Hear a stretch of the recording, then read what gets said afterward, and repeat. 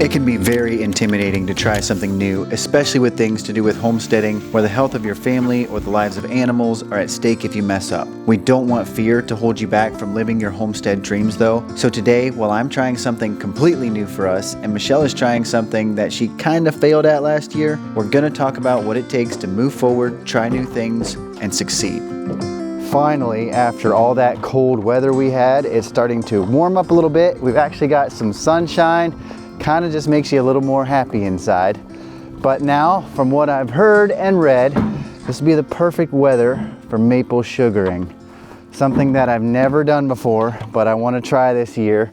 We actually do not have a single maple tree on our property, which seems crazy to me. We've got 5.5 acres, we've got some woods, but no maple trees. But a neighbor that we have is kind enough to let us come and try tapping his trees this year. So we'll see how it goes. I really wanted to do the old-fashioned style romantic buckets, the metal ones that hang on the trees with the spouts. But instead, I'm gonna be using 5-gallon buckets and some plastic spiles that I got, and I'll explain why in just a second. One more thing I need to do before we head over to the maple trees is drill a hole in the top of these bucket lids for the tube to go into. I want to make this hole as small as possible so this tube can just stick into the top of the bucket and not let anything else in, other water or dirt or anything like that. We want to keep that maple sap as clean as possible. So this is about 7/16, not quite. I actually have a set that's got some in-between sizes, so this is like 13/32, and I think that should be about right. I think maybe I can drill through all of these at once.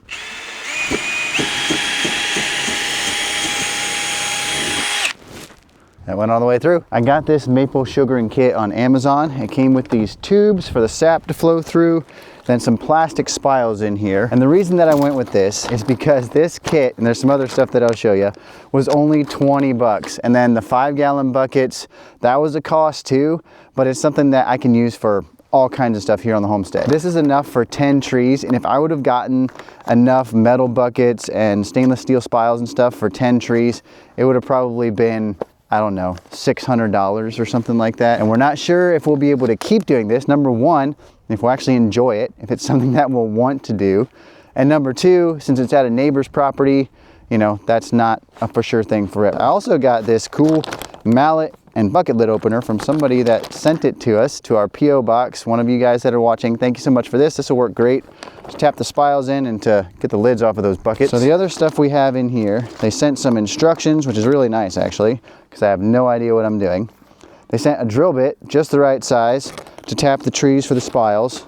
The plastic spiles, I already got these out and just rinsed them off. Some filters, which will be good for when we're ready to boil the stuff down, and some other like recipes and instructions and stuff. So a pretty thorough kit for just 20 bucks. I think that is everything that I need. Just need to load the kids up and we're gonna go over to the neighbors.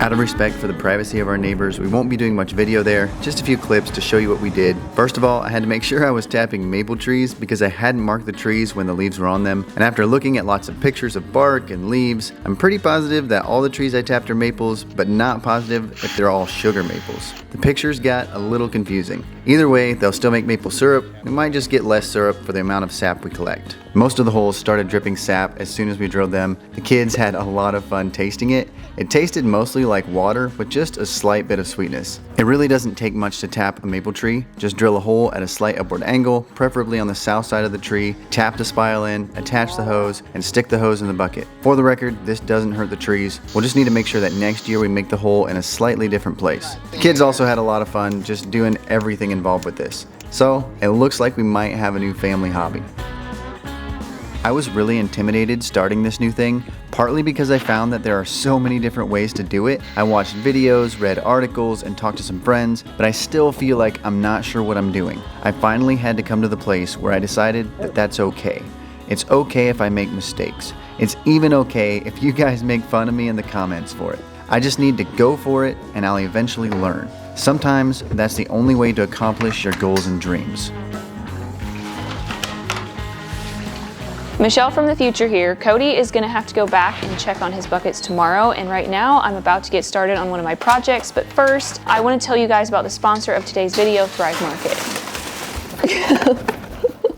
Thrive Market is an online membership-based grocery store where you're guaranteed to save money every single order you get. We really love Thrive Market because they carry a lot of healthy options that we can't get at our local grocery store, and if our local grocery store does have some of them, they're extra expensive. I use quite a bit of avocado oil. Here I have got these Siete potato chips that are cooked in avocado oil. We really love these. We like to stuff medjool dates with peanut butter and then cover them in dark chocolate. That's a really fun and easy snack that the kids can make by themselves. I've also been making chia seed pudding for breakfast for the kids sometimes. This is a treat and something really fun that the kids can make by themselves. Here is some grass-fed beef gelatin. I like to mix this with orange juice and apple juice to make some really yummy Jello gummies. They're really good for your gut because they have lots of amino acids in them from the gelatin. And then of course some Olipop. We love to have these as a treat on film day. More collagen. Me and Cody drink quite a bit of collagen these days. And then of course we have our 7th generation dishwasher detergent. More Chomps beef sticks. These are open. I wonder why. Here are some soft-baked almond flour bars that I found in the deals section. I really love looking through the deals section. It's just super fun. There's some specific things that I'm looking for right now for our diet, such as dairy-free, gluten-free, as well as high protein snacks. And it's really awesome because on Thrive Market's website, you can use their filter and you can find exactly what you want very easily. So if you want to start saving money on healthier groceries, start by going down to our link in the description box. You'll get 30% off of your first order plus a free gift.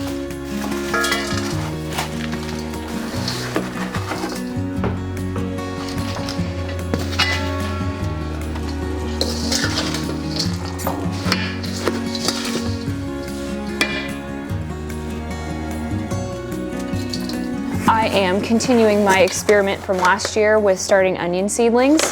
I'm gonna try again to start half of my onion plants for the year. From what I have read and experienced, onion seeds have a pretty low germination rate, and so you have to plant kind of a lot of them and then just use the ones that come up. Supposedly there's 250 seeds in this packet, so I'm probably gonna plant at least half of these. It's a little bit on the early side to be planting onions. You're supposed to plant them around like 10 to 12 weeks before your last frost date.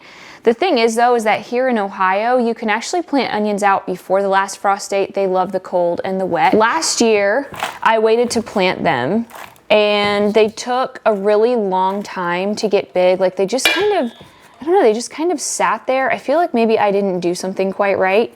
So this year I decided I'm just gonna plant them on the early side. It's gonna take them a hot minute to germinate. And if I see that they're gonna be too big by the time it's time to plant them out, which I don't think will happen, but if that would happen, I can always just like in a couple weeks start some more and they'll still be ready in time. Like I said, this is just me experimenting. And last year they were too small when I wanted to plant them out. One of my biggest pet peeves with seed starting is having plants that are too big too soon and then I can't plant them out and I have to have them in the house getting leggy and babying them and putting them in bigger pots. So I don't usually start any seeds until the last minute. I usually wait till the end of February to start my seeds. So this feels really early for me.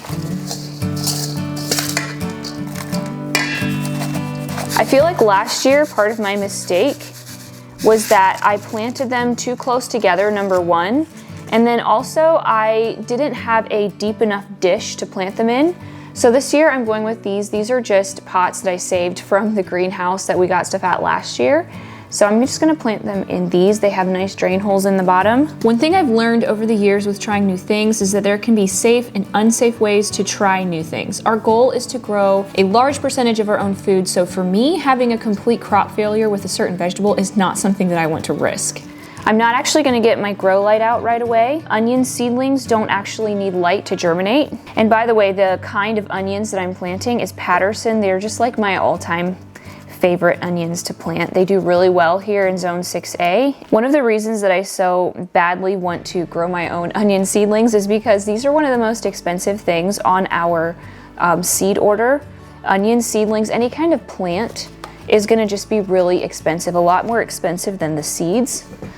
So after I heard this year what my total was for all of my onion seedlings and my potatoes and stuff, I was like, okay, I just really need to get on top of this. I know that some like onion seedlings and sweet potato slips, things like that are not that hard to do at home, and I just need to buckle down and make it happen this year.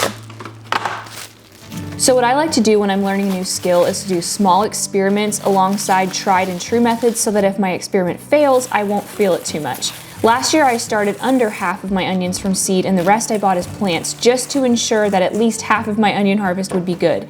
This year I'm doing the same. Hopefully I'll eventually come up with a tried and true method of starting onions from seed and won't have to buy any at all, but until then I'm playing it safe.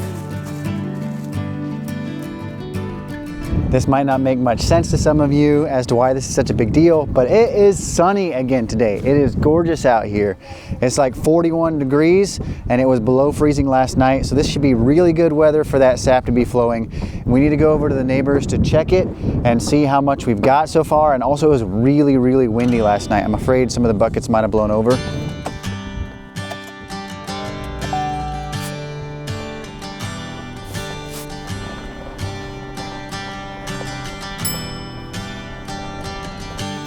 I said earlier that I talked to some friends about making maple syrup. One of the biggest keys to being successful when you're trying something new is to talk to real people. The online world just gets really messy, and I realize that we're part of that, but I do hope that you don't just take what we say on a subject as the final word and go for something without digging a little deeper. There are a lot of details we can't fit in a video, and so many things are location specific. It's always a good idea to get advice from local people, especially the old timers. And building those real relationships is something you can't put a price on. Ooh, that one's nice. Oh, wow. That has a lot. That's still pretty far down there. That's maybe a gallon. You can see it dripping out right now. That was really cool. I don't really know how much I should be expecting to get right now, but I would say probably if we would have combined all those buckets, it might have been about 5 gallons.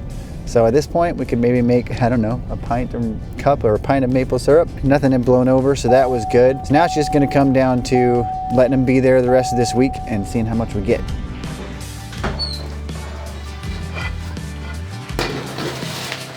There is one more thing that I really want to get done today. This isn't something new. This is something that I do every single year, a couple times a year.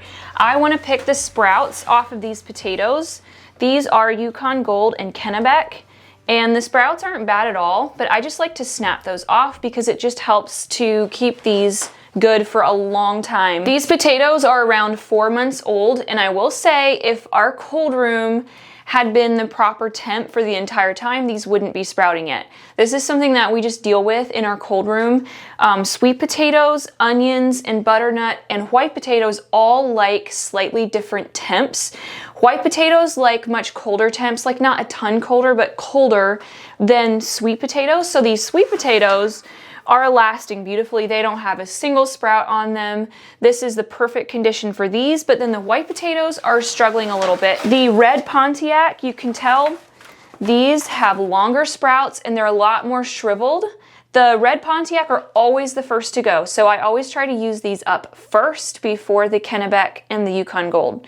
So I just like to have a red potato. They're whiter and have a different texture. I just like the variety in potatoes, so I still grow red Pontiac. I just don't grow nearly as many of those because those always go bad first. This is one of those jobs that I get everybody on board with. If we all do this, it does not take long at all. And it's actually kind of fun. We like listen to a story or something while we do it. Okay, now I locked myself in.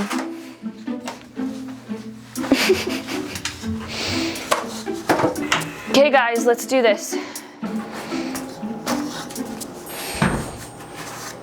I don't like for these potatoes to warm up, and so I just kind of bring them out a couple bins at a time. I also don't like to leave the door to the root cellar open because the kids play in this section out here, and so it's heated.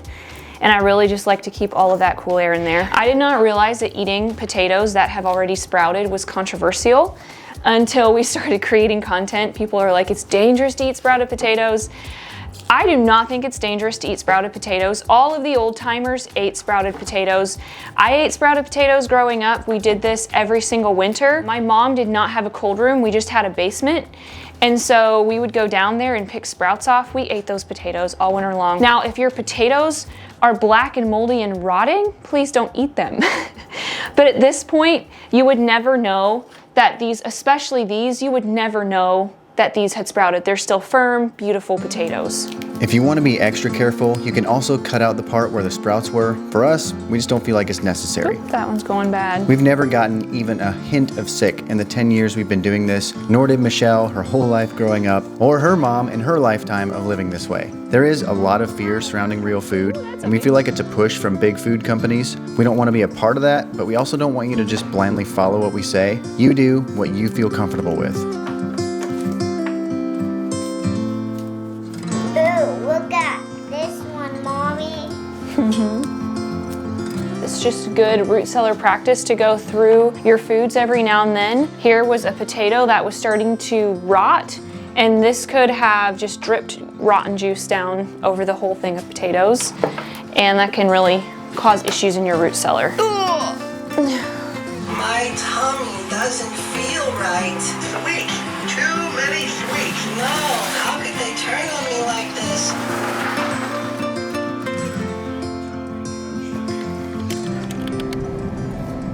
I've got buckets in the back of the truck, and we are gonna go gather some sap. It's been a few days now, and last I checked, there were a couple of the buckets that were getting close to full actually, so that's pretty exciting.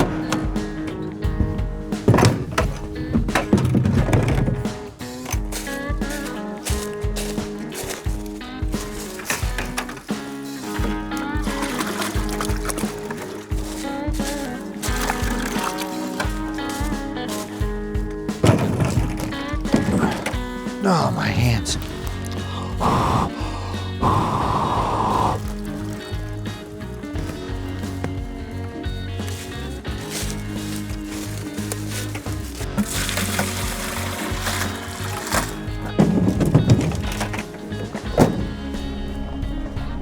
So we got about 20 gallons of sap, which is pretty cool. That should be about enough to make half a gallon of maple syrup. It was pretty cold today. It was just barely above freezing, so I doubt much came in today. And it should be cold enough that I can probably just leave this outside overnight, but I do need to make sure that it stays cold or it will go bad, or so I've heard. After today, I'm gonna have to find a place to put it. Just a way to keep it cold for a couple days because I'm not quite ready to boil this stuff. I have it a little bit planned out how I am gonna boil this sap, but I don't have it made yet, and I'm not exactly sure how it's gonna turn out. I think that's the part that I'm the most worried about, I guess you could say, how it's gonna go, how it's gonna work. Since I'm not ready to boil this, I'm not gonna get it into this video, so I guess you have to wait to see how this turns out into our next one. And don't forget to check out Thrive Market, link is in the description.